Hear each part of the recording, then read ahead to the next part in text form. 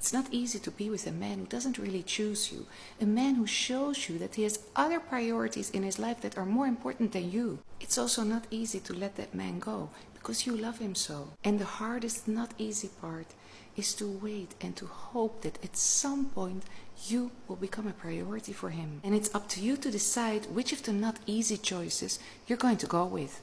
Because when a man shows you that he's not really sure about you, then it's up to you to decide what you're going to do about him. This is how your absence will actually make him want you more. You see, when women are in love, all we can think of is being close to him as much as possible. And because women are such emotional creatures, they can miss their man even if they haven't seen him just for a day. But because men are so goal-oriented, if his goal is you, then he will take every action necessary in order to win your heart. But for him to keep on wanting you, he must literally miss something about you. But when you are always available, when you tell him everything about yourself, there is literally nothing to miss. Look at how intrigued we all are by a queen, a princess, or a Hollywood movie star. Because we don't know everything about these people. We don't have access to them. If I would have coffee with Jennifer Aniston every morning and she would tell me all about herself, there would be no more mystery. The glue in your relationship is to make him feel that he never knows every little thing about you, because that will give him the feeling of missing you.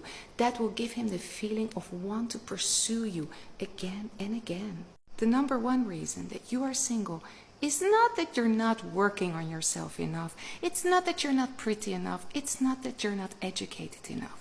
No, the real reason that you are single is because there's no exposure of you. If you are partly working from home and you're going to Pilates classes, which is the kind of sport that not many men do, or you're working on building your own company and at night you're tired, so you sit on the sofa with your dog or your cat and you watch Netflix, or you're on the phone with your girlfriends. And on Friday nights you do go out with your girlfriends, but you sit 3 girls at a bar, and that's very intimidating for a man. So no man will come up and talk to you. And your Instagram account, it's either private or you show off a profile that's all about women empowering women, and that scares men away. So here's the solution.